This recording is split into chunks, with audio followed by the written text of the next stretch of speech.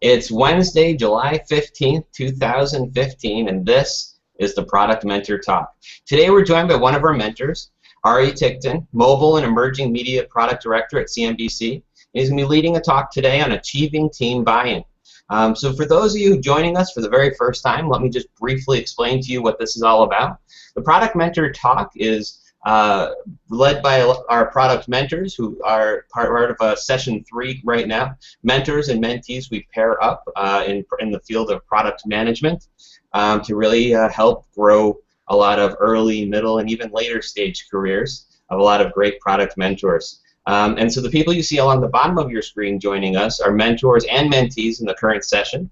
And those of you who are joining this, perhaps even hearing about this for the very first time, are potentially joining us from the productmentor.com/live, where you can participate in the Q&A and the questions. As you have questions yourself, just pass them along in the Q&A, and I'll pass them along to Ari and have a good real-time conversation. So with that all said, let me just quickly go around the room so everyone can introduce themselves. Let's start first with Anthony. Hey guys, Anthony Nguyen.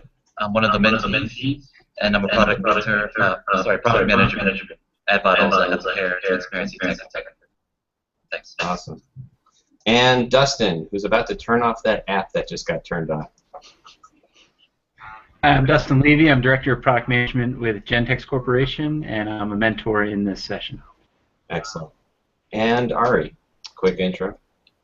Well, as you said, Director of Digital Products for Mobile Apps at CNBC. Excited to be here and leading this talk. Outstanding. And so I am Jeremy Horn, the product guy, and I'll be moderating today.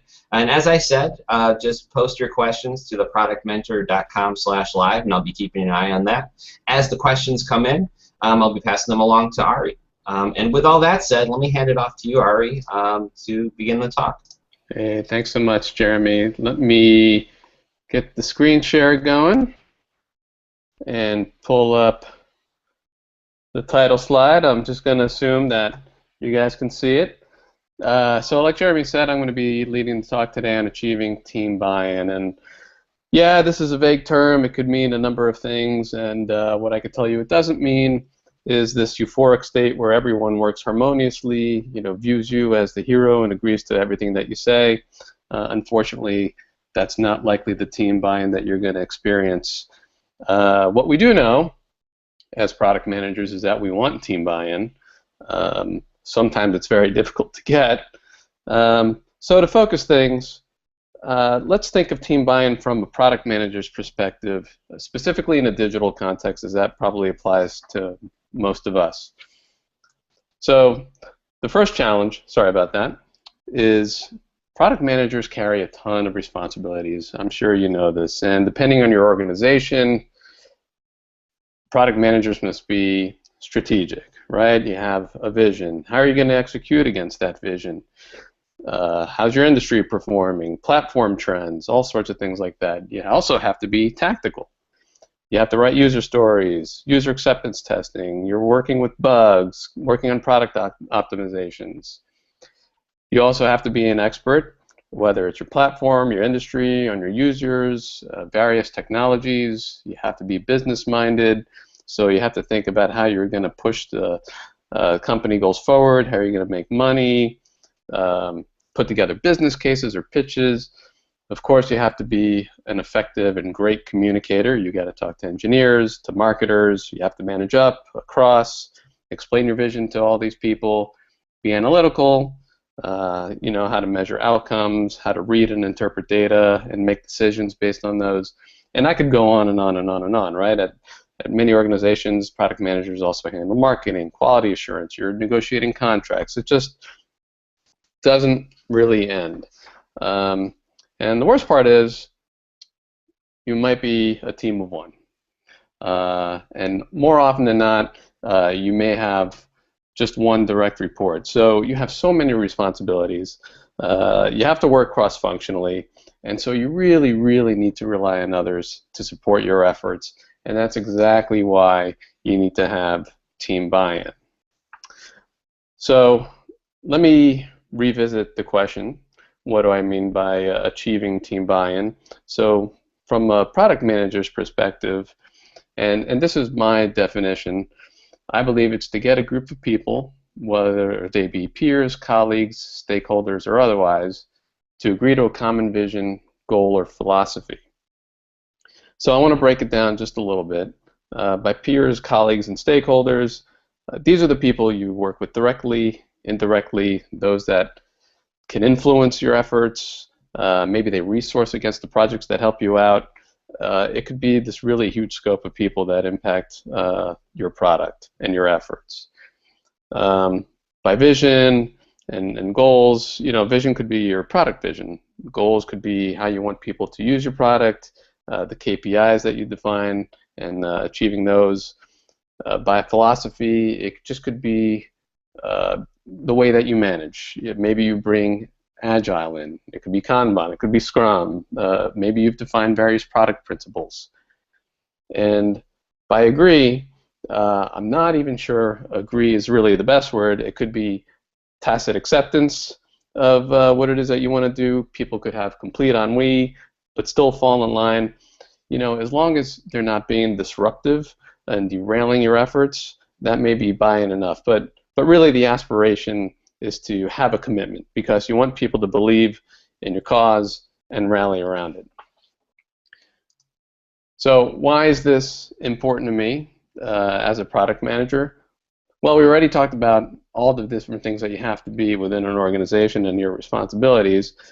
And of course, you got to work with a million different people too.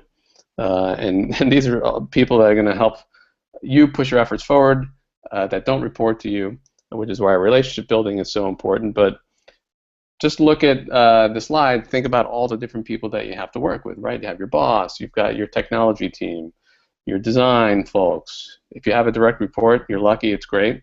Project manager, quality assurance, and then there's all those people external to your immediate project team, like sales and finance, social media, people on your company, vendors, partners. I work in news organizations, so we have editorial, but even other companies may have other content production, and just all sorts of stakeholders. And as a product owner, you don't even necessarily want to run benevolent dictatorship. You're a product manager because you want to captain the ship. You want to have these relationships. You want to get these people to align. And so buy-in is really important. All right, so you have a million things to do. You have a million different people you have to work with. How do I get people to rally around my product and vision? So I think there's several things that you can do. And so I'm going to start first. Establish credibility. And this is super critical, because when you establish credibility, you inspire trust from others, you can attract enthusiastic and committed followers, make yourself essential, you can demonstrate authority. I can tell you, if you don't have credibility, it's going to be incredibly hard to get buy-in and to get people to rally around you. So let's talk about how to establish credibility. I think there's all sorts of ways that you can do it. For starters, you can draw on your past experience. Maybe you've done something like this before. You've launched this product. You know the pitfalls. You know what to watch out for, how to be successful in this arena. And these are learnings and experiences that you can share with your team. And so people can be prepared and buy into your idea. Demonstrating expertise is also a great way to get buy-in. You may be a mobile expert. Maybe you've worked with wearables before, so you're the right person to launch that first Apple Watch product.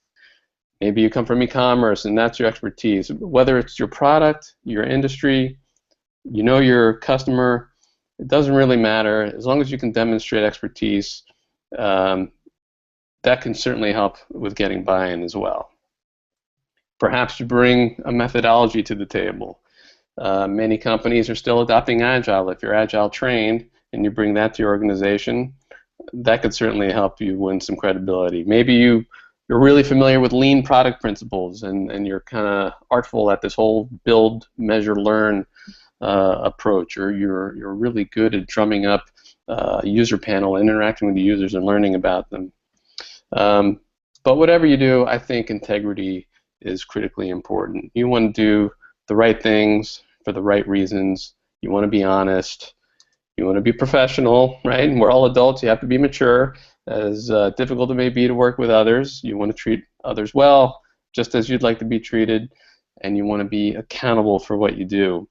Another thing, just going back to other ways to build credibility, is if you can somehow get quick wins, build up morale, inspire people that, yes, you can get things done, then that could go a long way as well. So all of these, any combination of these, can certainly help contribute to establishing credibility within your organization.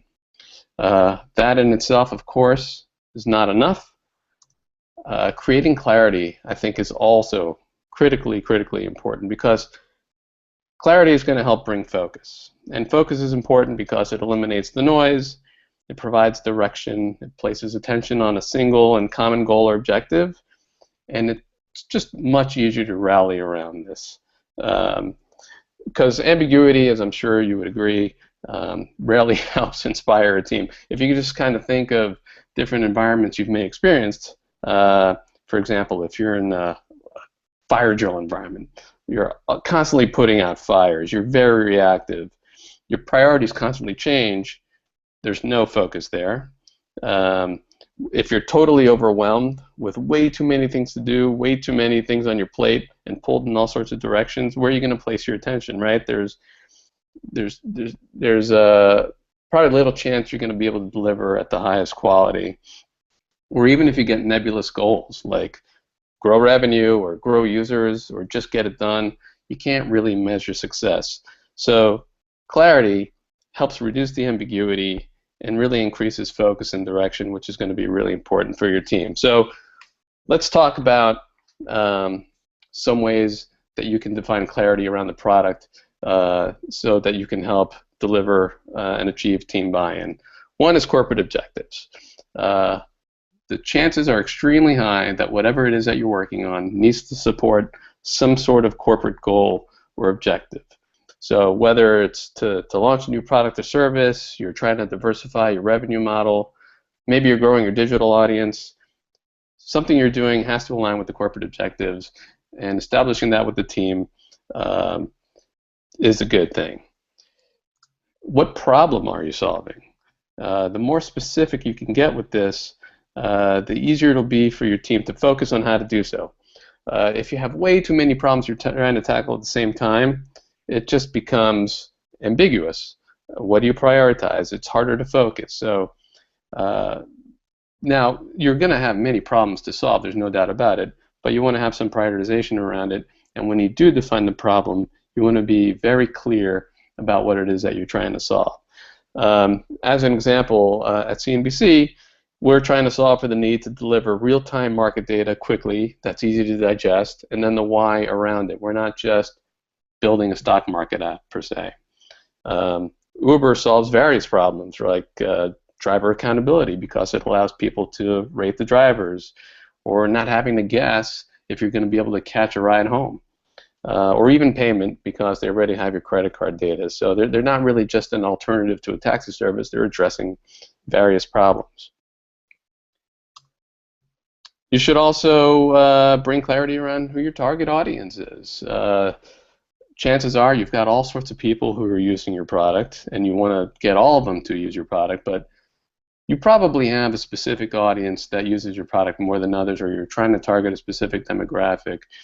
And so do your work around user research, or persona, or customer journeys, or understanding their pain points.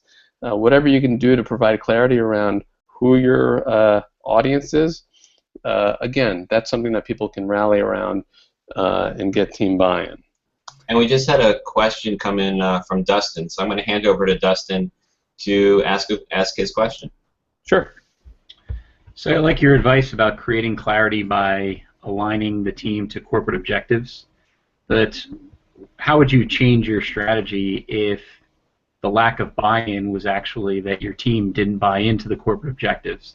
So the lack of buy-in was actually above your level. if they didn't buy into the corporate objectives? That's a really good question. I mean, there's a larger conversation there probably, right? Corporate objectives are typically defined by your executives, and those are the things that are often trickled down. If they don't buy into it, I think you got to have the conversation with your team, like, why not? And do they really understand the corporate objective? Maybe you can phrase it to them somehow that, I don't know, that'll make it more amenable to them. I think it's a really interesting question. Corporate objectives are often those things that you've got your pillars, and it's very hard to move pillars. But yeah, I'd really try to understand why exactly it is they don't want to support the corporate objective. They may have to question whether or not they're in the right place. Sure. Dustin, did you have more to add to that, or did you feel like Ari answered your question, or you thinking about a specific problem?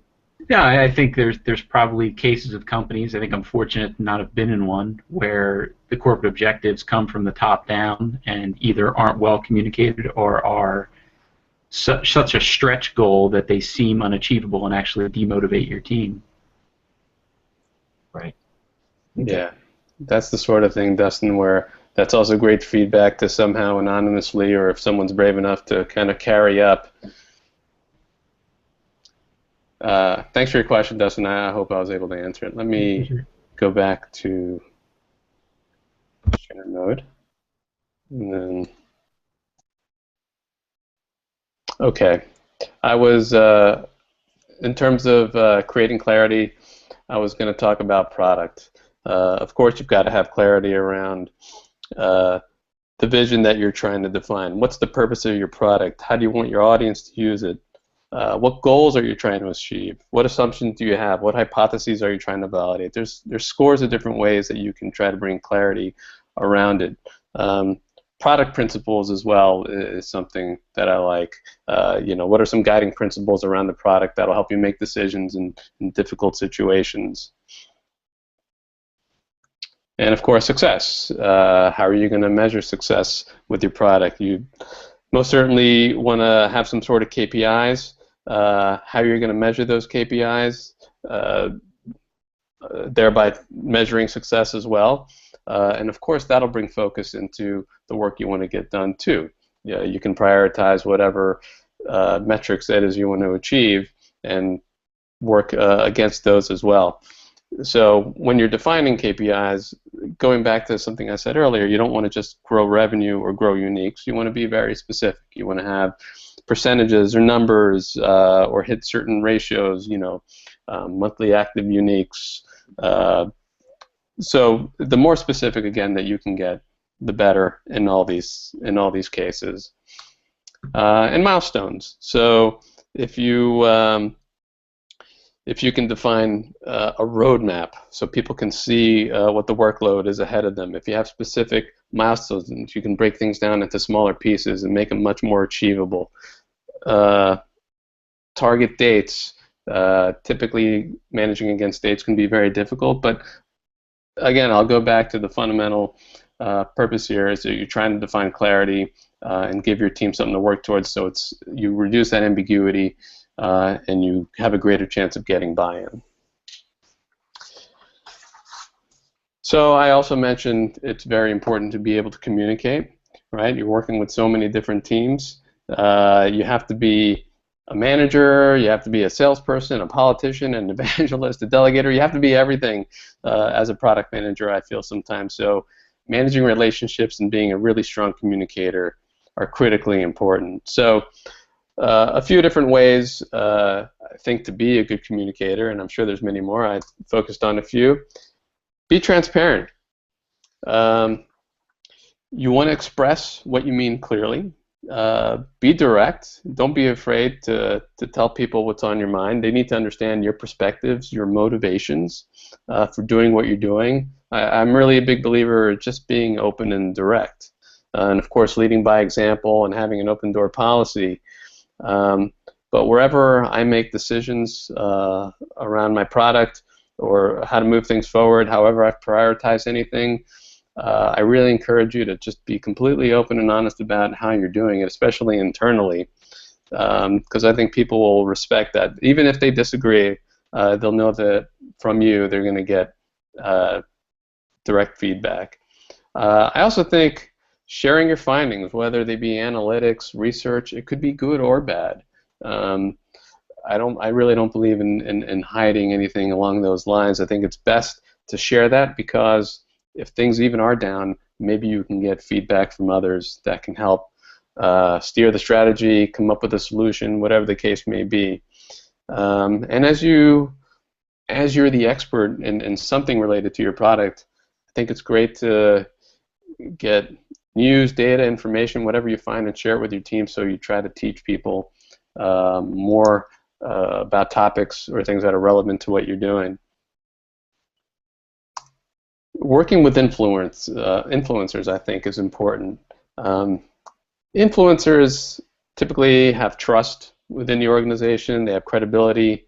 They're obviously able to influence people. Maybe they can help rally others around what you're doing, or have them listen to you. They can help your cause, right? A vote of confidence by them could very well be a vote of confidence in you and bring others on board and help steer your team with what you're doing. And managing up and across. Can't focus on this enough. You constantly want to update your managers and your stakeholders. I believe in creating product briefs, holding, whether it's a weekly, monthly, or quarterly meeting, depending on the audience, distributing information about your product so that people have something that they can reference, especially marketers and salespeople, depending on your organization. Share your analytics, your roadmaps, your next steps. Try to understand who your stakeholders are and tailor your message to them. And do your social calls, right? Like I mentioned before, this is, as a product manager, you're in the relationship business, so you really should get to know anyone who could influence or have an impact on your efforts. So the next step, I believe, in achieving team buy-in is making data-driven decisions. You've heard this a million times, no doubt.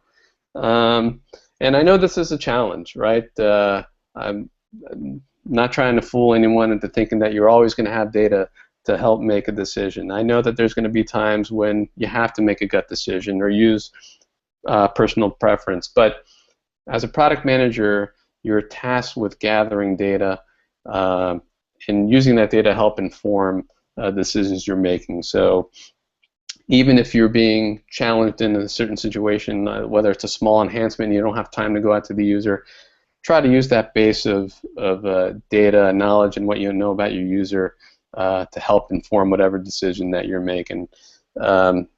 Because the more you can avoid gut decisions, the more objective you'll be. And if you rely too much on gut decisions, that enables other people to do the same, and it just gets really hard sometimes to prove your point. So I believe in objectivity and data and referencing that as much as you can to help getting team buy-in. So be quantitative, right? More than likely you have some sort of analytics package that you're referencing. Get to know your data very well. Try to gather empirical data through A/B testing or however other methodology that you typically do. And be qualitative. This is something I fiercely believe in too. Try to find ways to talk to your users or get feedback from them. Of course, you can do that through surveys. If you have some sort of access to your customers or stakeholders, reach out to them. Customer care feedback. One thing that I do is as customers provide feedback through our customer care platform, I try to get them to reach out and make an introduction so I can talk to our customers, read your product reviews. There's just all sorts of different ways that you can connect with your customer somehow and get feedback and use that qualitative data to help drive your product vision and roadmap. And again, you've got more of that objective feedback and less of personal preference and gut decision, which I think will help facilitate team buy-in. Great. So we just had some other questions just come in. I'll just start with, so Alaric, to answer your question, I'll give at the end of the talk. And so I'm going to now go to Jerry, I think it's Laster. Jerry says, he didn't mention getting executive sponsorship. What's his take on that? Yeah, of course. Executive sponsorship could be a huge help as well. I don't want to pretend that I have all the different ways that you can get team buy-in in this presentation, but absolutely, executive sponsorship is a solid way to get support. Again, I think in and of itself, it may not be good enough. I think creating clarity and talking about some of the other things that I've mentioned could help as well. Great. And so for those of you who are joining us, keep the questions coming in, and I'll keep passing them along to Ari. And just post your questions to theproductmentor.com/live. And with that said, Ari, take it away. Okay. Back to screen share. Oh, here we go.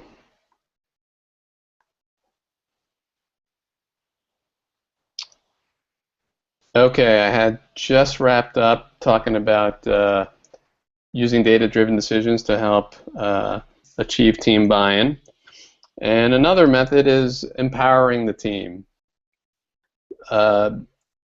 Your teammates are your partners, right? They're not people for you to tell what to do, and they go ahead and scurry along and execute according to your directive necessarily.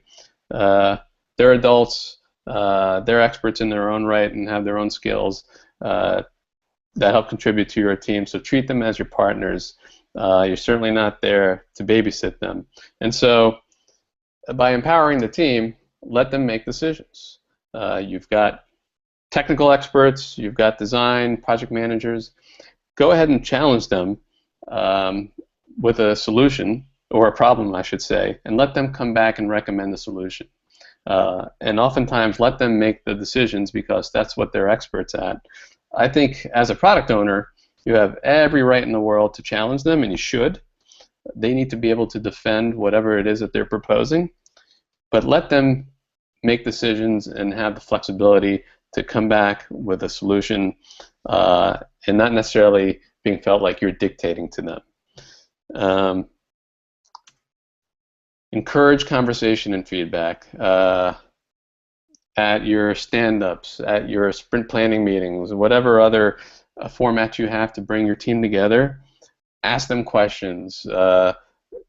Just like I may have mentioned before, I'm not going to pretend that I'm always the expert in the room, that I always have the answers. I completely expect my team to contribute and offer their ideas and help me make decisions. And that gives them ownership.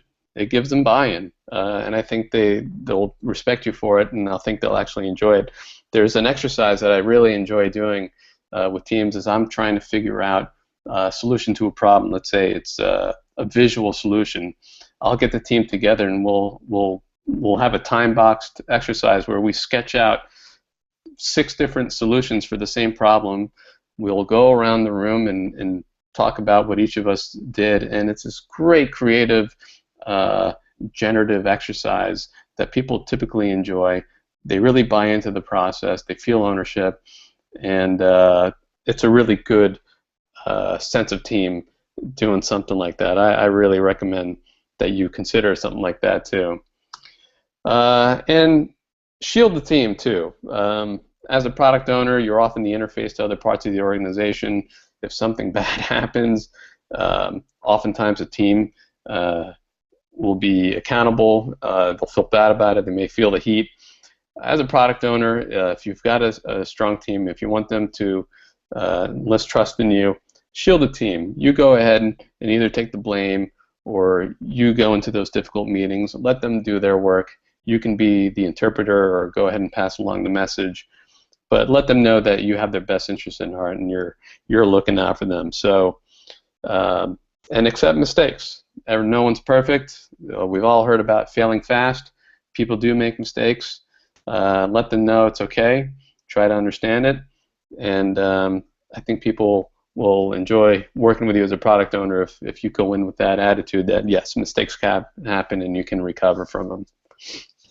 So we just had some more questions come on in. So the first one I'm going to ask is from Anonymous. I assume not the official group. And so Anonymous asks, how do you manage up to brand managers or business managers who make final decisions and hold budgets? I think at a minimum, depending on your situation, of course, you want to have routine meetings. You want to have something on the calendar where you always have access to them, and you want to bring whatever message you need to them on a routine basis. If you get it on the calendar and it happens routinely, they'll know to expect it, and then you'll always be able to have access to them. Managing up, I think, also includes being some of the things that I've referenced. You wanna communicate the good, the bad, your vision. You want to be open and honest. Set expectations. I think a lot of people sometimes are intimidated or scared to share bad news.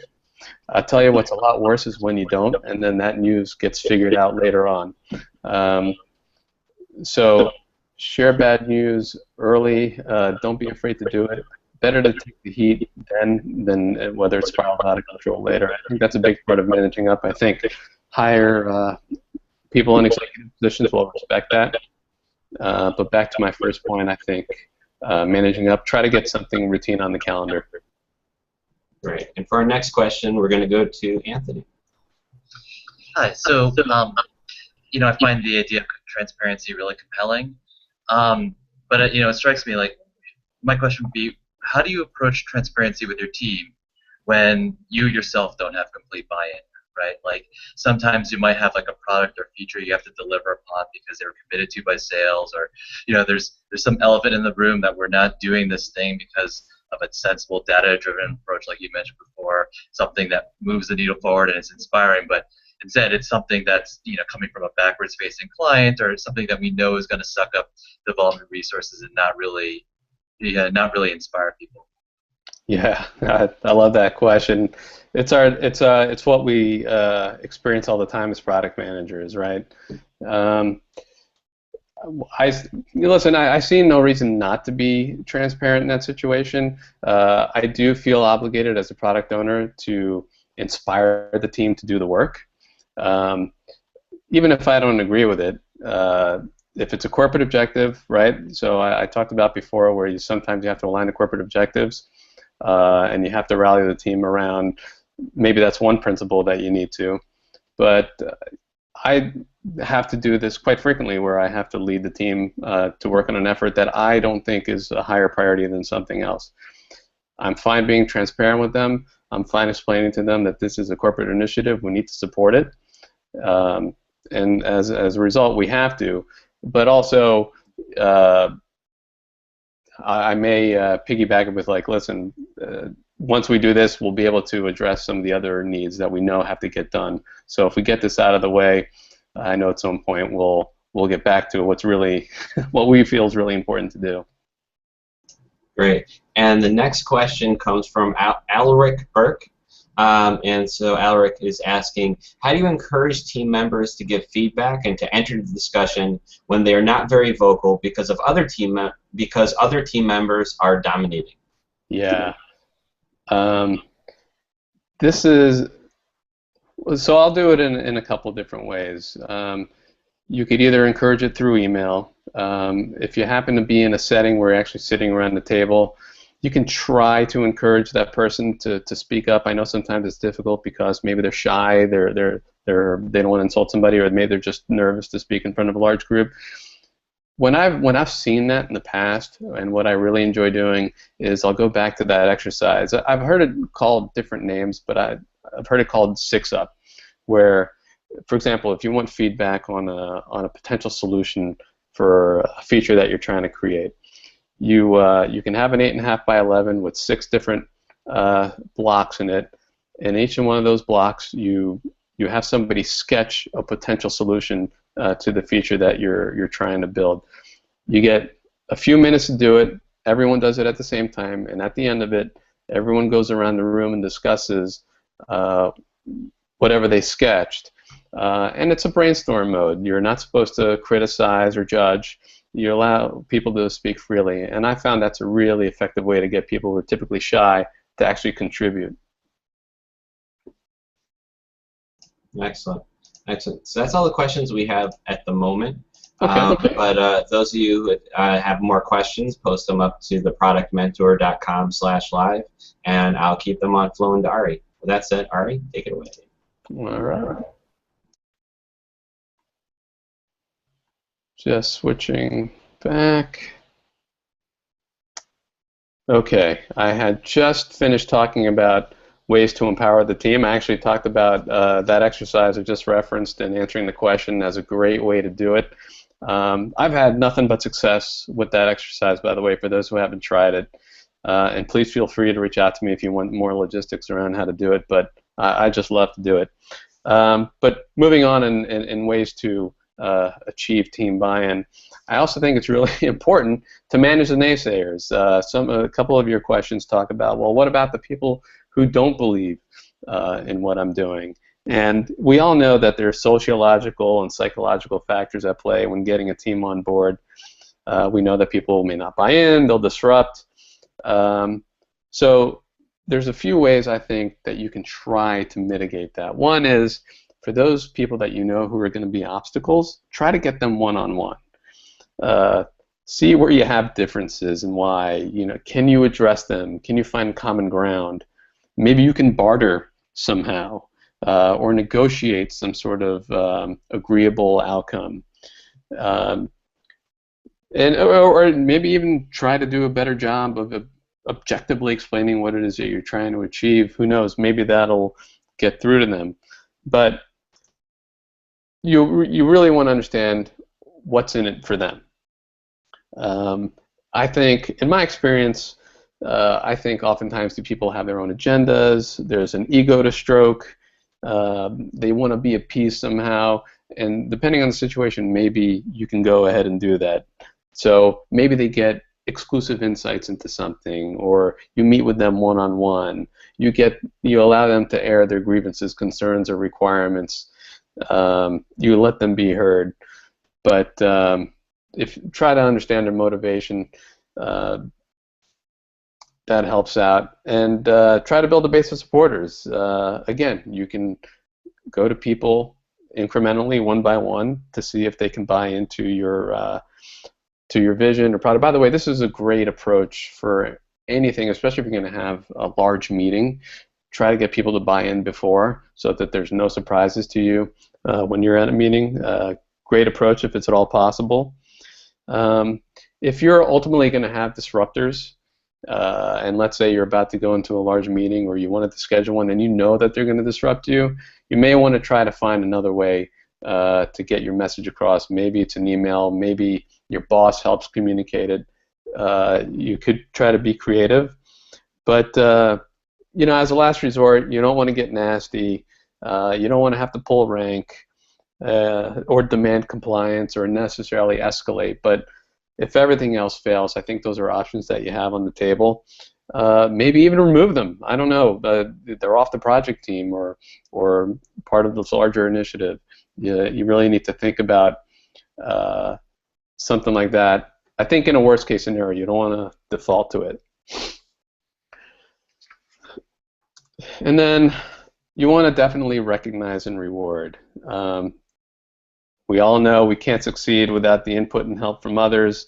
I talked about the million different people you have to work with. We know there's tons of personality differences, there's clashes, there's disagreements, certainly within our own team. But you really can't overlook the opportunity to recognize and reward. Over the long run, I think it's the right thing to do, especially when it's well-deserved.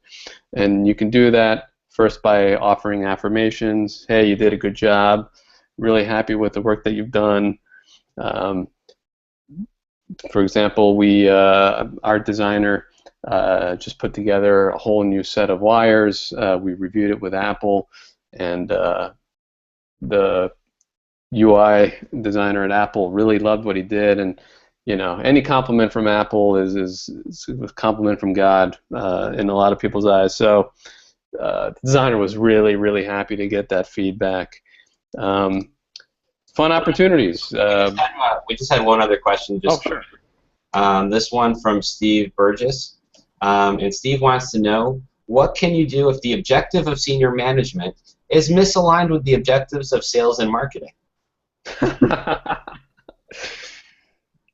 There's a lot of there's a lot of context there that I don't have.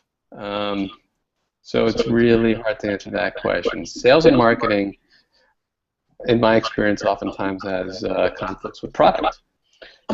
So in that case, maybe we could talk about how maybe executive product and sales and marketing have conflict. Listen, you need to understand what the cause of those conflicts are. Why don't I maybe answer this with a specific example in my experience. Sales wants to blanket products with ads, right? Banners, pre-roll, you name it. Native ads, takeovers. As a product owner, your job is to deliver a great experience. You're also on the hook to help deliver revenue or enable it, but really you got to be mindful of the user experience. So we're constantly debating how to pull the levers so that you have enough inventory to meet sales needs, but still deliver a great product experience. So you gotta, first of all, you gotta talk and understand, get the issues on the table, and then you have to see if you can find common ground. One approach I think works really well is come up with time-boxed events. Maybe try something for a small period of time, see how that works, and then pivot and go a different direction if it doesn't work. But oftentimes, little tests can kind of help break an impasse. Great, great. Cool. And that's all the questions I've got in the backlog right now. But everyone else, keep them coming in, theproductmentor.com/live. I'll pass them on to Ari. Okay. Thanks, guys, for those questions. I hope I'm answering them sufficiently. I think I had left off on, in terms of recognizing and rewarding, allotting for fun opportunities for your team, whether they go to training or a conference. One fun thing that we just had a couple people on our product team do was we recently built an Apple Watch app, and our tech lead and our lead designer went to the Fifth Avenue store in New York City, Apple's Fifth Avenue store, and delivered a talk about building the CNBC Apple Watch app. And they had a lot of fun. I thought it was a really cool experience. I think in some ways it was a reward for them because they did a good job on this. So things like that I think can kind of boost morale and get people to have ownership and sense of buy-in into what you're doing. And let them win sometimes. Let them win some battles. So I had referenced clashes within your team, disagreements, whatever the case may be. You could probably do yourself some good if you let them win sometime. Because if they're always turned down, they'll stop talking, they'll contribute less and less, they may feel demoralized, and they may not feel ownership, and you may lose buy-in from them. And so where it makes sense, where it's strategic, where they're right, let them win the battles. If they come with their decision because you've empowered them, let them move forward with what they proposed. So we just had one other question come in from Vikas Batra. How to get buy-in from a team? Or I think it's, how do I get buy-in from a team that underestimated the effort and now cannot deliver without additional resources, which you don't have? How do you get buy-in from a team that underestimated the effort? Right. Well, I think this is where communication is incredibly important. If you've underestimated the effort, and scope needs to change, you need more resources, you have to come back very clearly and honestly about what happened and what you need and where the gap is and how you can address it. Yeah, this isn't necessarily a talk on how to solve it, but I think this is where communication is extraordinarily important. And being honest, I think once you recognize that you're not going to meet your goals, you're short, you've underestimated, start that communication right away. Because like I said before, if you try to hide it, it's going to get discovered later, and it's going to be much worse. Generally speaking. Cool. Great answer. And with that, you can jump back to the presentation. Okay.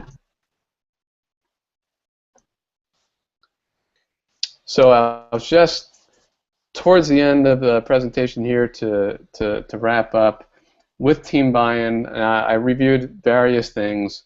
Those are representative. It's not all comprehensive, but if you work towards those and achieving team buy-in, I really do think you're going to have a much stronger sense of teamwork.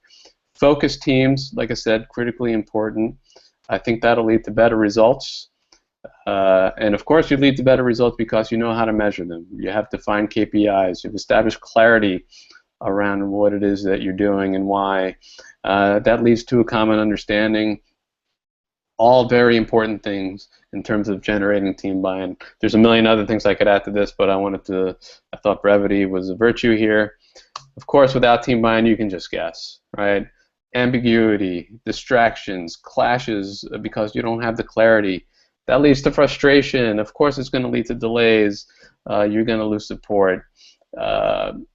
Team buy-in, like any relationship, is work. If you do the work, you're going to get good results. And then to wrap up, I just want to reiterate. There's 7 things that I reviewed. Like I said, it's not all-encompassing, but I think these are all critical. You want to establish credibility, create clarity, communicate, make data-driven decisions, empower the team, manage the naysayers, and recognize and reward. Outstanding. Outstanding. And so I just want to end. Oh, wait, we just have one last question just came in. I'm going to hand it over to you, Dustin. So kind of a personal question. I do like the approach. I agree with it. It's one I try to practice a lot of elements of it. I'm curious how you learned it. Was it from a coach? Was it trial and error? Was it watching good and bad behavior of other product managers around you? You mean these various steps? Yeah. Life experience. You know, I've definitely not done some of these. I definitely do some of these now, wherever I can. It's you know, creating clarity is something I really try to do around all those things that I had mentioned, specific metrics. You know, why we're doing something, it aligns with the corporate objective, what the product vision is, all these things. I try to be very transparent. I've certainly been bitten in the past by not being open and communicative about something that went wrong early on and spiraling out and getting worse later. This is primarily my experience. I'm not necessarily quoting a bunch of different authors, but I did also, in putting this together, talk to other product managers, get their sense and their feedback. So I can't tell you that I practice every single one of these things. I try to. It's difficult, like I said. Sometimes you got to make gut decisions. Sometimes you do incorporate personal preferences. It's just human nature. But largely, this is life experience being a product manager for many years. Great. We do have another question just came in from Alric Burke again. And Alric is asking, how do you create credibility when you're not as technical as your teammates? I think that's a great question, and I'm very much in that mode. I'm not nearly as technical as many of the people that I work with. And so if you reference the deck and the various things that I talk about creating credibility, right? It could be past experience, it could be around methodology, it could be certain expertise. You've been hired in an organization and you're a product owner for a reason. You have a skill set that people see. where you can help move this effort forward or whatever it is that you're working on. You bring something to the table that's valuable. If technology is not the strength, then rely on something else that is. Outstanding. So that's a wrap of the questions that we've got. So thank you to Ari Tiktin, Mobile and Emerging Media Product Director, CNBC, for really a great conversation of achieving team buy-in today. And also, as always, and I know many of you have been asking me this a lot during the talk, the presentation will also get posted up on our SlideShare channel. And also a big thank you from me, Jeremy Horn, the product guy, and everyone else who joined us today, and the product mentor. Also, don't forget, if you want to be a mentor just like Ari, which you do, then definitely go to theproductmentor.com and sign up today. Our next session starts November 1st, and we need a lot more mentors. So definitely come on by, sign on up, and we'll chat very soon. Also, if you're looking to fill a new product job with a great product person, visit our very own free job board just for product people, and you can go to theproductjobs.com for that. And once again, everyone, thank you very much, and we'll see you all again soon at the next Product Mentor Talk. Bye. Bye. Thank you.